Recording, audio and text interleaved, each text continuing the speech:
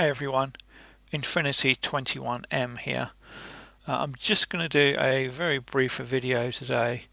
It's not going to be about Bitcoin, it's not going to be about the economy.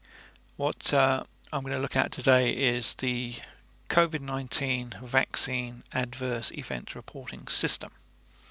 Now, I'm not going to talk about COVID-19, the response to COVID-19, the vaccination, or whether you shouldn't have the vaccine. This is purely about the adverse events to the vaccine and how it's reported and what that data shows.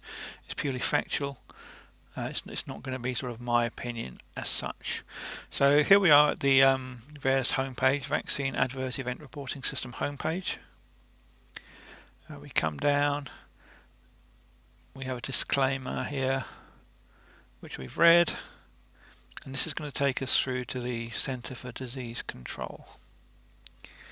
And so now we've got the Centers for Disease Control and Prevention, about this page. Again, we need to click. We have a disclaimer which we agree to, and now we can actually search for the data. So once we're on this page, there's a lot of drop-down menus where you can filter out and search for things, for age, through sex, through different events. We're going to leave it pretty much untouched as default settings. We're not going to organize the table layouts. Fine. We're going to look at all the symptoms. Obviously, these are categorized by those reporting. The medical practitioners, etc., reporting events. Now, you can look at all vaccine products. So if you're interested in any other particular vaccine, hepatitis, whatever, mumps, measles, rubella, everything, polio, it's all on here. We're actually going to be purely looking today at the COVID-19. So we click on that populates here, COVID-19. Manufacturers, obviously some of these manufacturers don't make COVID-19, they make other vaccines. The two probably most prevalent at the moment in the US would be Moderna and the Pfizer-BioNTech.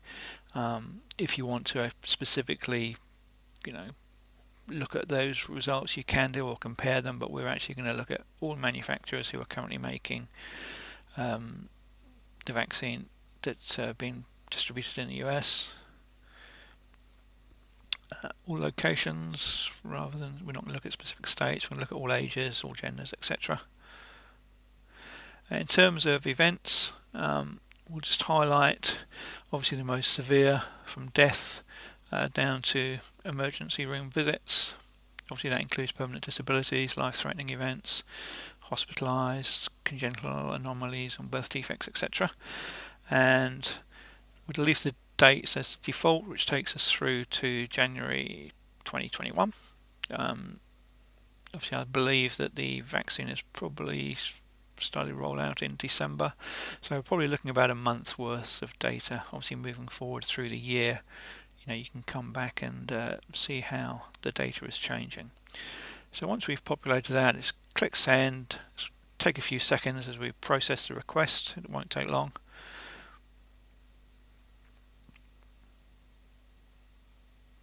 And once that, we'll see once that comes through. So here we now have a complete list of all the different types of adverse events that have been reported following the vaccination.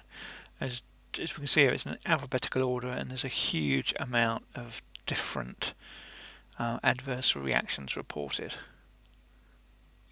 Hundreds and hundreds, and so obviously some have affected one person, and it's that needs to be reported. It's important to that person. Some of these reactions will be mild. Some will obviously, unfortunately, result in death. And as we can see, it's just as we go back, and we'll look at death as the sort of statistic by itself. 272 instances. That's 10% of the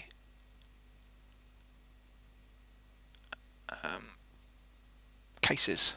So there's 2,797 adverse events reported, and 10% of those have been death. Now, I'll just put these into a percentage order, just so we can see what the main reactions are. As you can see here, dizziness at the top. This is like a shortness of breath, nausea, headache, death. See here, 272. Obviously, there's a lot here. You can look at these: fever. This is like a skin. Your skin, like a skin feeling abnormal, a bit like pins and needles, I think, that type of thing. As we can see, your heart, racing heart, I believe. And so, there are a huge amount of different effects that have been noted by a number of people, a large number of people. And so it's important that you find out this information for yourself, so you do have informed choice, particularly if you're having to make decisions on behalf of others, whether that's people who are incapacitated to make their own decisions, or if you have young children, you're making a decision for them.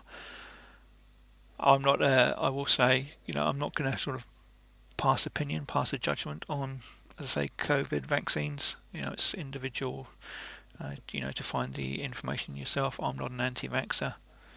I've had some vaccines, my kids have had some vaccines, but it's important that you do find this information out to make an informed choice. And sometimes this information is not easily accessible. You're not told where to find it.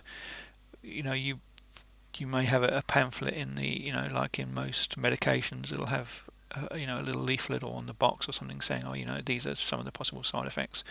And I'm as guilty as anybody. You tend just to sort of brush that aside, and you don't worry about it. But these are real numbers, these are real people, and these are real events. Now, as I say, this is purely from the Centre for Disease Control. Wherever you're watching this video from, your government, your health agency will have its own adverse event reporting. I know the UK does. I haven't been able to find that information yet as to what the numbers are saying, although I do know that they did tender for a company to actually sort of get that set up, because they were expecting they were expecting adverse reactions. And so I will leave that with you. As I say, you can look at this, you can do a deep dive into what some of these adverse reactions are, particularly if you're suffering from something already, as to whether it's likely to to have a more detrimental effect on any illnesses you may already be suffering from. And we shall leave it there. Cheers.